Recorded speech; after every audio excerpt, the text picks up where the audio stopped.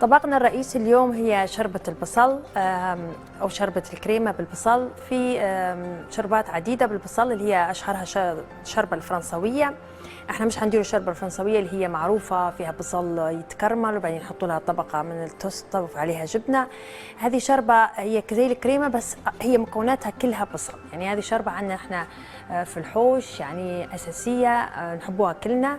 اليوم حنعطيكم الوصفة متاعنا اللي هي تعلمناها من ماما. مكوناتها بسيطة، هي بس بصل ومرق الدجاج، يعني ما فيهاش أي حاجات أخرى، بس طعمتها حلوة بك.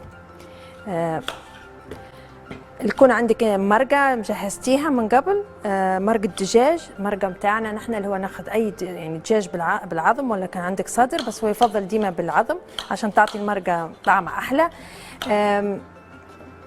تحطي فيها بصلة، طماطمة، التحبيشة متاع البهارات متاعنا نحن اللي نحطوا فيهن اللي مع أي مرقة، وتحطي فيها ممكن لو تحبي جزر ولا اي نوع خضر اخرى لو تبي تعطيها القيمه الغذائيه. المهم وتصفيها بعدين مع الطماطم والبصل. وعندي هي هذه المرقه، والدجاج انا حولتها فترشتها، يعني حنستخدموه في الاخير لو تحبي. لو ما عندك دجاج يعني انت عندك مرقه زايده تبي تديري بها الشربه هذه اوكي، يعني مش لازم الدجاج تحتفظي به في الشربه هذه. انا حنديرها جوانه هيك. ليش؟ لان لو طحنتيه هو كله حتنطحن، بس انت لو طحنتيه في الاول ونحن لازم بنقلوا البصل في الاول، نحط له شويه زبده. ديما الشربات البصل كيف حلو معاها طعمت شويه كشك صغير زبده يعني. عشان لو درناه ناعم بكل حيقدر يطلع ميته وما يبش يتحمر بسهوله. فالافضل ان احنا نديروه كبير هيك عشان يتكرمل ويتحمر، يعني يتحمص ويقعد حلو. اسهل ما ان نحن نسحنه واجد يعني. تاخذ كميه كبيره، يعني انا دايره تقريبا 3 بصلات لعند توا على لترة مرقه تقريبا. شوفوا ديما لما نذبلوا البصل نحطوا له الملح، ديما قلت لكم في الاول نستنوا عليه شويه. المرحله هذه تبي شويه صبر عشان يذبل البصل، هذه اهم مرحله يعني. بعد مده زي ما شفنا البصل لازم يذبل يعني وينقص حجمه، زي ما قلت لكم حيكش، مش حيقعد واجد زي ما حطيناه في الاول. تو حنضيف لها في المرحله هذه نضيف تقريبا كشيكين دقيق كبار، يعني كشيكين، ونخليه حتى الدقيق شويه يتحمر مع البصل. هو اللي لما يتحمر حيعطيني طعمه زي البشاميل، حيغلظ الشربه متاعي ويعطيها طعمه. لما يتحمص شويه حنخليه يتحمص شويه مع البصل.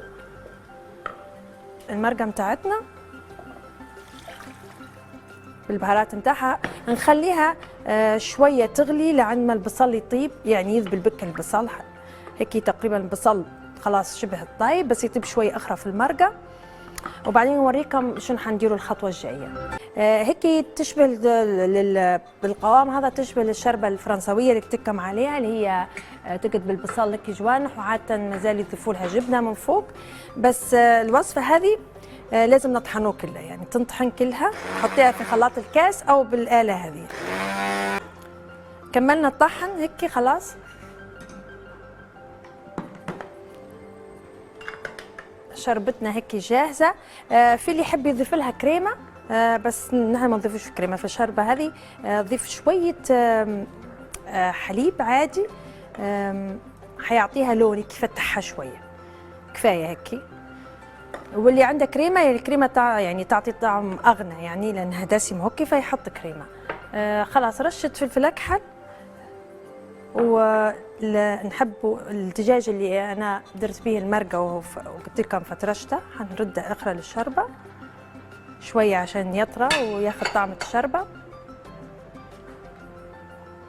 واخر حاجه ديما الليمون، اخر حاجه نص ليمونه كفايه، وبعدين كل واحد يضيف لو هو يحب.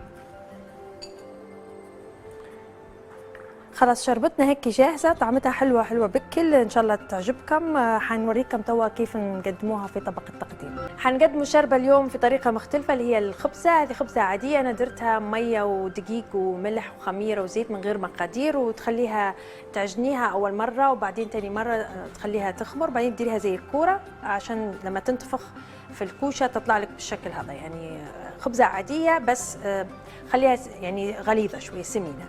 قصيتها وحولت الملح اللي فيها. حنقدم الشربة، هي عادة الشربة الفرنسوية يحطوا معاها في جبنة، حتى يحطوا في الخبزة هنا جبنة ويحطوها شوي أخرى في الكوشة. لما يحطوا شربة يحطوها شوي أخرى في الفرن عشان تسيح الجبنة. بس احنا طريقة الشربة متاعي هذه مش هي اللي الفرنسوية هذه، فمش هنحطوا فيها جبنة. الجبنة أنا حنحطها من برا أي حد يحب وهي ساخنة يرش عليها، هذه حاجة اختيارية، بس الوصفة الأساسية هي من غير الجبنة. أنا حطيت الدجاج فيها قطع زي ما انتم شفتوا، ما عندكمش الدجاج مش لازم. طبقنا الرئيسي اليوم جاهز اللي هو شربة البصل، إن شاء الله تعجبكم. ويلا نمشوا للطبق الحلو اللي هو ترايفل بالموز.